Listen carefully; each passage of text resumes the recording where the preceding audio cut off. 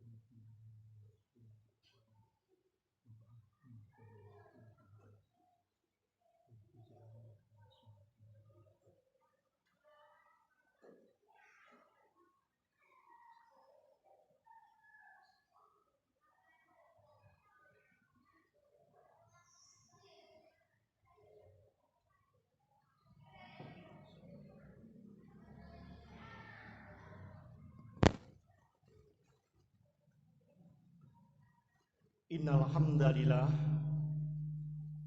nahmaduhu wa nasta'inuhu wa nastaghfiruh wa na'udzu billahi min sururi anfusina wa min sayyiati a'malina may yahdihillahu fala mudhillalah wa may yudlil fala hadiyalah. Asyhadu an la ilaha illallah wahdahu la syarikalah lahul mulku wa lahul hamdu yuhyi wa yumit wa huwa hayyun la yamutu biyadihil khairu wa huwa ala kulli syai'in qadir. Wa asyhadu anna Muhammadan abduhu wa rasuluh shadiqul wa'dil amin. Qala Allah ta'ala fil Qur'anil Karim, a'udzu billahi samil alim minasyaitonir rajim. Ya ayyuhalladzina amanu taqullaha haqqa tuqatih wa la tamutunna illa wa antum muslimun. Fa inna asdaqal hadithi kitabullah wa khairal hadi hadiyu Muhammadin sallallahu alaihi wasallam. Allahumma sholli wa sallim wa barik ala nabiyyina Muhammadin wa ala alihi wa sahbihi ajmain wa man tabi'ahum bi ihsanin ila yaumidin. Saudara-saudaraku yang dirahmati Allah Subhanahu wa taala, ketahuilah bahwa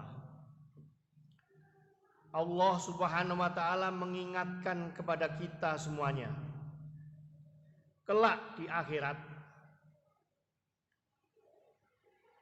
di dalam menghadap kepada Allah Subhanahu wa taala, hendaknya lah memiliki hati yang bersih atau qalbin salim.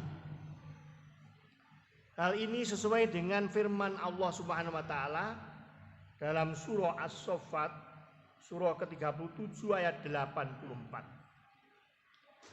Allah taala berfirman, "Idja'a rabbahu biqalbin salim."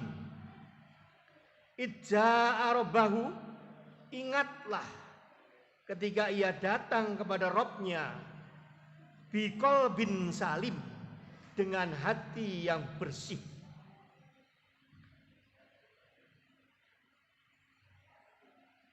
Di ayat yang lain Allah juga menegaskan lebih tegas lagi, yaitu dalam Quran surah Asy-Syu'ara surah ke-26 ayat 88 dan 89. Allah Subhanahu wa taala berfirman, "Yauma la yanfa'u malun wala banun illa man atallaha biqalbin salim." Yauma, di hari, la yanfa'u, tidak bermanfaat, malun, harta, wala banun, dan anak-anak, illa man atallaha, kecuali orang yang menghadap Allah biqalbin salim, dengan hati yang bersih.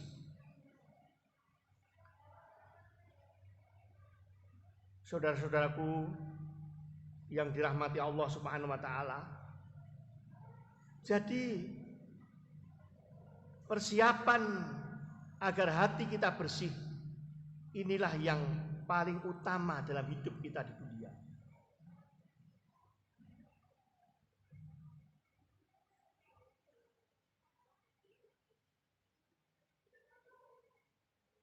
Bahwa nanti di akhirat tidak bermanfaat. Malun itu harta, maksudnya kedudukannya selama di dunia, kekayaannya, ilmunya, kekuatannya, jabatannya. Harta yang dimiliki di dunia tidak ada manfaatnya. Anak-anak juga begitu. Punya anak buah, punya pendukung, tidak ada manfaatnya pendukung-pendukung itu. Anak-anak itu tidak bisa membela ayahnya, tidak bisa membela abinya di saat menghadap kepada Allah Subhanahu wa taala. Karena itu, saudara-saudaraku yang dirahmati Allah, marilah kita bersihkan hati kita ini menurut apa yang ditentukan oleh Allah Subhanahu wa taala dalam Al-Qur'an. Bagaimana cara membersihkan hati itu? Allah yang Maha Rahman dan Maha Rahim itu memberikan petunjuk. Allah bersumpah dalam surah As-Sams. Bismillahirrahmanirrahim. Wasamsi waduhaha wal qamari idza talaha wan nahari idza jallaha wal laili idza yakshaha wasama'i wa ma banaha wal ardi wa ma tahaha wa nafsi wa ma sawwaha. Sampai 7 kali. Yang terakhir ini adalah yang paling puncaknya. Allah bersumpah kali. 1 kali ada, 2 kali, 3 kali. Tapi ini 7 kali. Untuk apa? Bersumpah. Supaya kita sebagai manusia tahu diri. Ya. Sumpah Allah ini hendaknya diperhatikan. Wa nafsiu wa ma sawaha, demi jiwa dan penyempurnaannya. Jiwa itu disempurnakan dengan diberi ilham oleh Allah Subhanahu wa taala, diberikan petunjuk oleh Allah Subhanahu wa taala. Fa alhamaha fujuraha wa taqwaha. Ini petunjuknya Allah Subhanahu wa taala. Aku ilhamkan kepada manusia fujuroha, jalan kejahatan, jalan keburukan, watakwaha, dan jalan ketakwaan, jalan kebaikan. Tapi Allah menunjukkan kepada kita mana jalan yang baik, mana jalan yang takwa itu. Kalau kita mengikutinya, kita akan bahagia. Maka di ayat selanjutnya Allah berfirman, qad aflaha man zakkaha. Qad itu sungguh, aflaha bahagia. Seperti kita sholat dipanggil hayalas sholah, hayalal falah, itu ya. Marilah sholat, marilah kita menuju ke tempat kebahagiaan. Siapa orang yang bahagia itu? Man zakkaha, orang yang menyucikan hatinya. Man zakkaha, menyucikan jiwanya. Jadi bahagia. Kalau kita hidup di dunia menyucikan jiwa kita, itu adalah bahagia. Sebaliknya, waqad khaba man dasaha, dan sungguh rugi orang yang mengotorinya. Rugi. Kalau membersihkan jiwa kita, tadi itu Qol bin Salim, membersihkan hati, itu adalah orang yang beruntung hidup di dunia. Tapi kalau kita mengotori, khaba man dasaha, mengotori, maka itu adalah orang yang rugi. Para ulama menyebutkan caranya membersihkan jiwa, membersihkan hati itu dengan apa? Dengan taat kepada Allah. Itulah yang mendapatkan rahmat. Wa atiullaha war rasulah la'allakum turhamun. Dan taatilah Allah dan Rasulnya, niscaya mendapatkan rahmat. Jadi kalau hidup itu digunakan untuk taat kepada Allah dan Rasulnya, itulah hidup yang mendapatkan rahmat dari Allah. Dan cara menyucikan jiwa, membersihkan hati itu dengan taat kepada Allah. Para ulama menyebutkan ada 10 amalan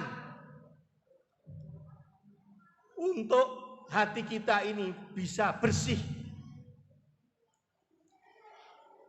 Di antaranya yang pertama adalah beramal taubat dan istighfar.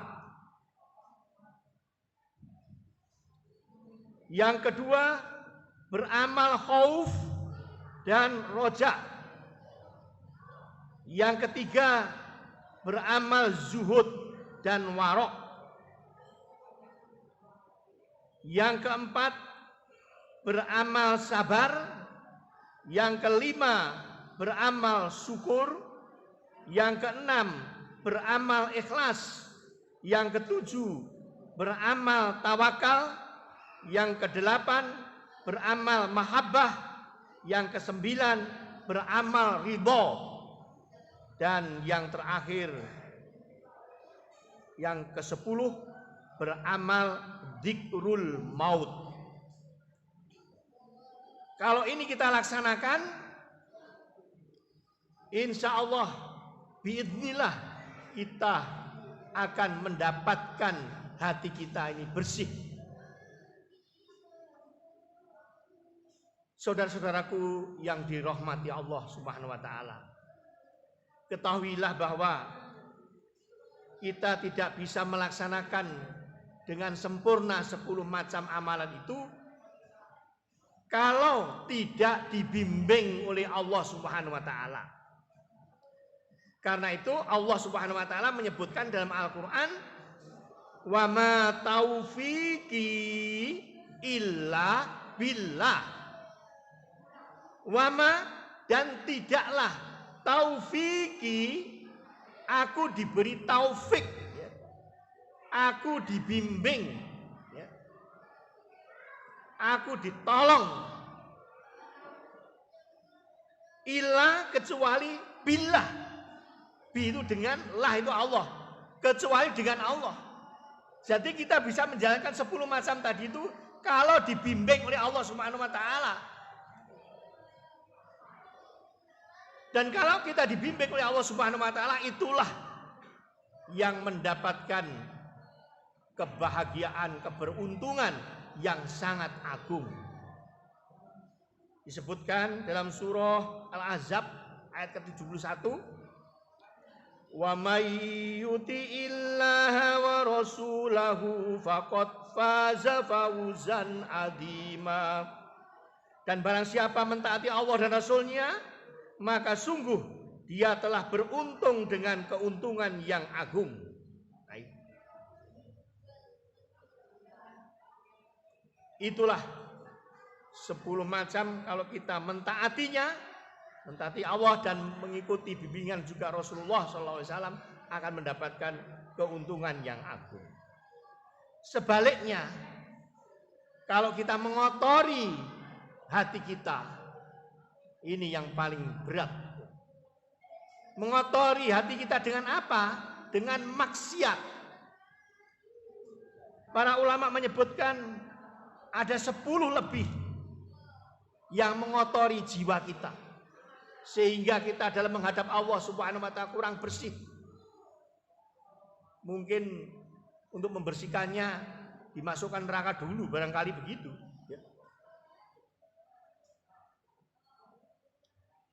10 macam itu diantaranya secara singkat kami sebutkan karena khutbah Jumat.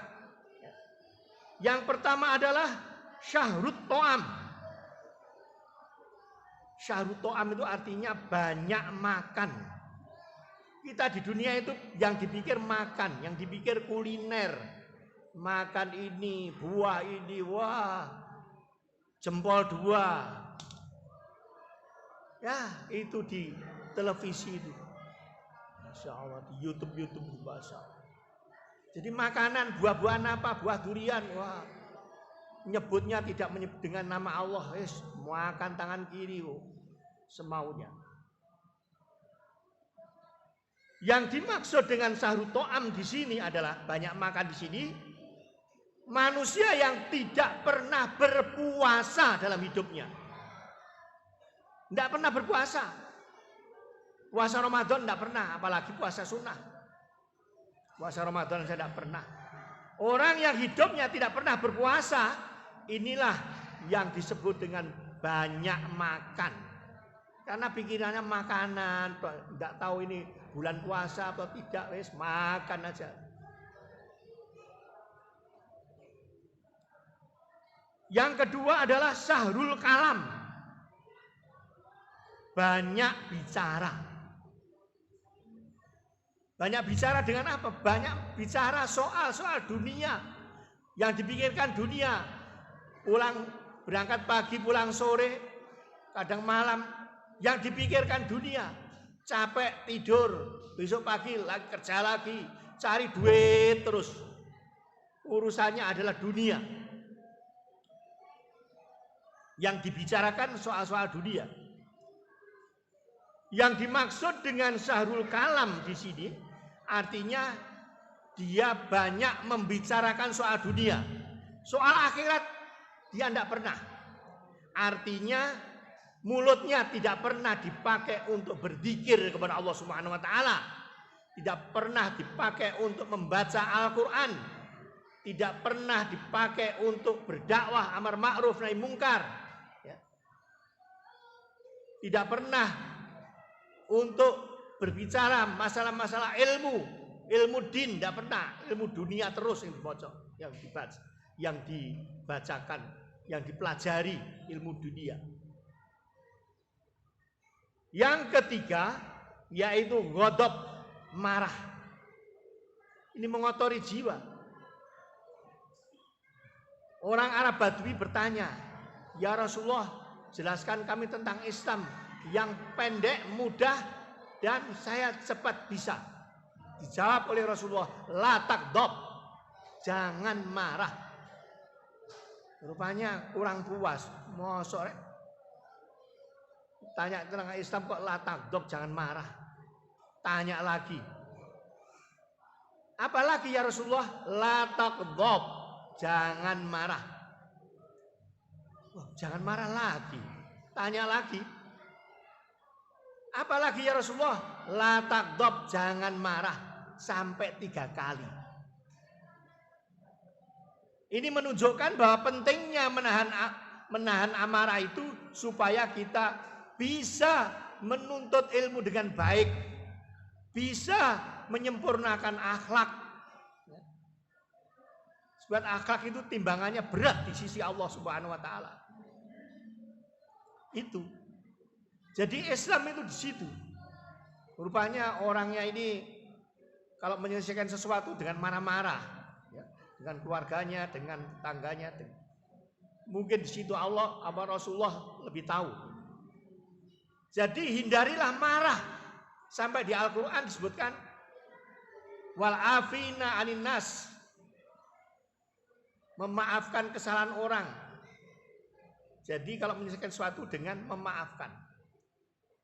Wal kadhiminal ghaidha wal afina anin nas, menahan amarah dan memaafkan kesalahan orang. Ini sifat orang-orang yang bertakwa. Yang keempat adalah hasad atau dengki. Hasad atau dengki ini adalah merasa iri dengan muslim yang lain. Janganlah kita suka ngerasani dengan sesama muslim, dengan sesama mukmin. Sama dengan mengurangi dosa yang dirasani itu. Kadang nih, gak enak nih ceramah gitu ya. Ustadz. Secara tidak langsung dia tidak bisa menjaga hasad ya. Hasad itu sepertinya amal soleh yang dimakan dengan hasad itu. Seperti kayu bakar dimakan api. Itulah perbuatan hasad yang harus kita jauhi. Karena itu para jamaah rahimakumullah, betul-betul mari kita jaga. Kemudian yang kelima, al-bukhlu wa hubbul mal, kikir dan cinta harta. Kikir dengan hartanya, kerja pagi pulang sore mengumpulkan harta, dia tidak mau menginfakkan hartanya di jalan Allah, mestinya sudah waktunya haji, mobilnya saja 3, mau dijual 1 untuk berangkat haji, tidak mau, merasa kurang, rumahnya sudah 4, nah itu jual 1 kan tidak apa-apa untuk ibadah haji, tidak mau, kumpulkan terus. Hubul mal, yaitu cinta kepada harta. Biasanya orang kikir itu ya cinta kepada harta, dia tidak mau menggunakan hartanya di jalan Allah Subhanahu wa taala. Yang keenam, hubul jah, cinta kemegahan. Cinta kemegahan itu adalah orang-orang yang diburu itu adalah jabatan, yang diburu kedudukan, yang diburu adalah kekuasaan, seperti pilkada, itu yang diburu. Pilkada termasuk juga pilpres. Wah itu juga penting, iya memang penting. Tapi niatnya, orang itu niatnya itu harus ditata betul. Seperti qiraat itu juga baik, perlombaan. Tapi niatnya ingin menjadi juara atau ingin syiar. Kalau ingin syiar itu baik. Kalau ingin juara, nah itu yang dituju. Ya pertandingan kan harus juara. Iya, tapi yang dituju bukan juaranya itu. Syiarnya Islam, maksudnya begitu. Sehingga Al-Quran bisa didengarkan di mana-mana. Jadi cinta kemegahan ini yang menjadi tujuan dalam hidupnya. Yang ke-8, takabur.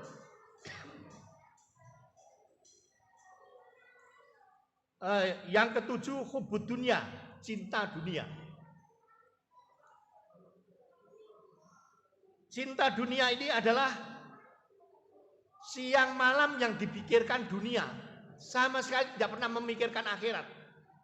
Hidup ya hidup di dunia, seperti komunis, ateis, itu pikirannya adalah dunia saja yang dipikirkan, akhirat tidak ada pikiran. Hidup ya hidup di dunia, mati ya sudah gitu. Padahal mati itu awal kehidupan akhirat. Dia tidak tahu kalau nanti di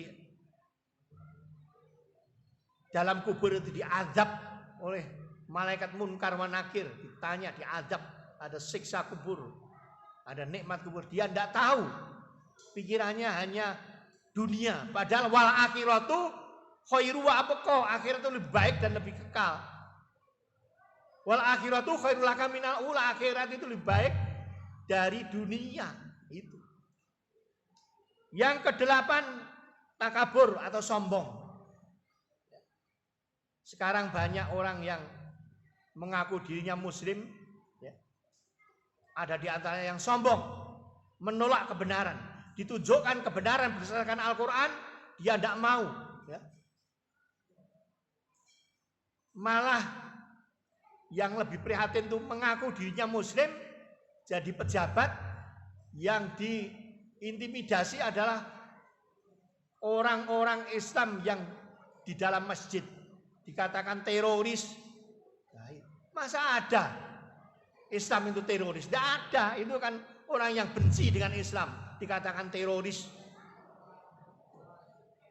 Datangnya Islam itu wa ma arsalnaka ila rahmatan lil alamin.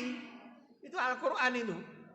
Tidak aku utus engkau Muhammad kecuali menjadi rahmat bagi seluruh alam. Tidak kepada manusia saja, seluruh alam. Dan yang lebih bahaya adalah takabur yang dikatakan Rasulullah Shallallahu Alaihi Wasallam. Dalam hadisnya disebutkan al-kibr,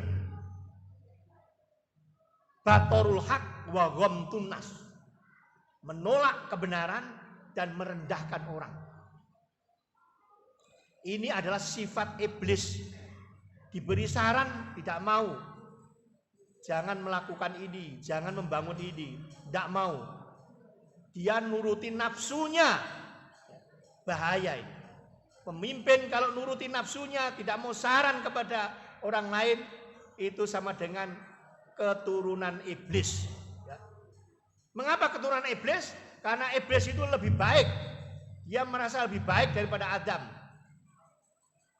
Iblis, kamu harus sujud kepada Adam. Tidak mau. Ana khairum minhu, saya lebih baik daripada dia. Khalaqtani min nar wa khalaqtahu min tin. Saya diciptakan dari api dan dia dari tanah. Untuk apa saya sujud kepada tanah? Sujud maksudnya ya menghormat gitu aja, menghormat. Bukan sujud seperti kita sholat, tidak. Menghormat maksudnya mengakui. Dia tidak tahu yang memerintah siapa, ini loh. Yang memerintah itu Allah. Dia tidak paham ya. Jadi kalau orang yang tidak paham diperintah oleh Allah supaya berbuat baik, supaya berbuat adil, supaya jangan berbuat dolim, itu dia masih melaksanakan dolim. Itu berarti tidak percaya dengan Allah Subhanahu Wa Taala. Dia adalah termasuk sombong, ya. Sombong, kibir sombong, merendahkan orang lain. Yang kesembilan adalah ujub, bangga, kagum dengan dirinya sendiri. Dia mengagumi siapa yang bangun jalan ini. Kalau tidak saya, tidak akan jadi jalan ini dengan baik. Sombong dengan ilmunya, sombong dengan kekuasaannya, sombong dengan kekuatannya. Padahal kalau mati ya tidak dibawa kekuatan itu. Tidak ada artinya kekuatan dan kekuasaan itu kalau sudah mati, dia tidak bisa berkutik. Ya. Yang terakhir ini yang sangat bahaya, yaitu syirik, riya, dan dolim. Ini berat. Siapa yang mengakui hukum selain hukum Allah, itu adalah syirik. Faman lam yakum bima anzalallah faulaika humul kafirun. Ada lagi dolimun, ada lagi fasikun, sampai begitu dalam surah Al-Maidah. Kalau hati kita kotor dengan kesyirikan, tidak akan bisa bertemu dengan Allah Subhanahu Wa Taala, walaupun dia itu mengaku muslim. Mengaku muslim bisa, tapi masih berbuat kesyirikan, berbuat riya, berbuat dolim. Ya. Padahal innallaha la yuhibbud dolimin. Sungguhnya Allah tidak suka kepada orang yang dolim. Jadi manusia yang dolim itu adalah dibenci oleh Allah Subhanahu Wa Taala. Faman kana yarju liqa rabbih falyamal amalan sholihan wala yusrik bi ibadati rabbih ahada. Barang siapa ingin berjumpa dengan Allah, laksanakan amal soleh, tingkatkan amal soleh, dan jangan berbuat syirik kepada Allah Subhanahu Wa Taala dalam beribadah dengan satu apapun, dengan satu saja, jangan. Dia tidak akan bertemu dengan Allah Subhanahu Wa Taala nanti di akhirat. Janji Allah dalam Al-Quran disebutkan, a'udzubillahi minasyaitonirrajim, innallaha malaikatahu yusholluna 'alan nabi ya ayyuhalladzina amanu shollu 'alaihi wa sallimu taslima. Sallallahu ala Muhammad sallallahu alaihi wasallam, sallallahu ala Muhammad sallallahu alaihi wasallam. Allahumma sholli ala Muhammad wa ala ali Muhammad kama shallaita ala Ibrahim wa ala Ibrahim innaka Hamidum Majid. A'udzubillahi samil alim minasyaitonir rajim. Bismillahirrahmanirrahim. Wa atiullaha war rasula la'allakum turhamun. Taatilah Allah dan taatilah Rasul, niscaya mendapatkan rahmat. Barakallahu li wa lakum fil Qur'anil Karim wa nafa'ani wa iyyakum minal ayati wa dzikril hakim. Taqabbalallahu minna minkum tilawatahu innahu wal ghafurur rahim. Faqur rabbighfir warham wa anta khairur rahimin.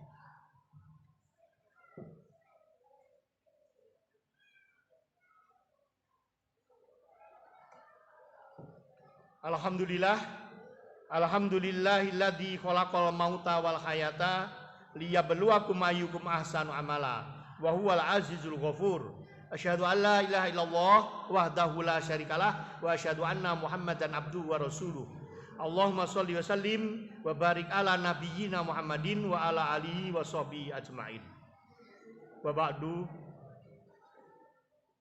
Saudara-saudaraku yang dirahmati Allah, pada khutbah yang kedua ini mari kita sekali lagi mengingat bahwa kelak di akhirat hanya hati yang bersih saja yang bisa menemui Allah Subhanahu Wa Taala. Hati-hati yang kotor itu tidak akan bisa ketemu Allah Subhanahu Wa Taala. Karena itu marilah kita sekuat tenaga melaksanakan 10 amalan tadi. dengan mengkaji sedalam-dalamnya, mengamalkan dalam kehidupan agar hati kita menjadi bersih. Kita akhiri khutbah ini dengan berdoa, semoga doa kita diijabah oleh Allah Subhanahu wa taala. A'udzubillahi minasyaitonirrajim. Bismillahirrahmanirrahim. Alhamdulillahirabbil alamin. Hamdan katsiran thayyiban barakan fi ala kulli hal. Allahumma sholli wa sallim wa barik ala nabiyyina Muhammadin fil awwalina wal akhirin wa fil mala'il a'la ila yaumiddin. Rabbana dzalamna anfusana wa ilam taghfir lana wa tarhamna lanakunanna minal khasirin. Allahumma inna nas'aluka ridhaka wal jannah wa na'udzubika min sakhatika wan nar. Allahumma inna nas'alukal huda wat tuqa wal afafa wal ghina. Rabbana dzalamna anfusana wa ilam taghfir lana wa tarhamna lanakunanna minal khasirin. Rabbana atina min ladunka rahmah wa hayyi' lana min amrina rasada. Allahumma inna nas'aluka ridhaka wal jannah wa na'udzubika min sakhatika wan nar. Rabbana atina fid dunya hasanah wa fil akhirati hasanah wa qina adzabannar. Wa sallallahu ala Muhammad sallallahu alaihi wasallam. Subhana rabbika rabbil izzati amma yasifun wa salamun alal mursalin walhamdulillahi rabbil alamin.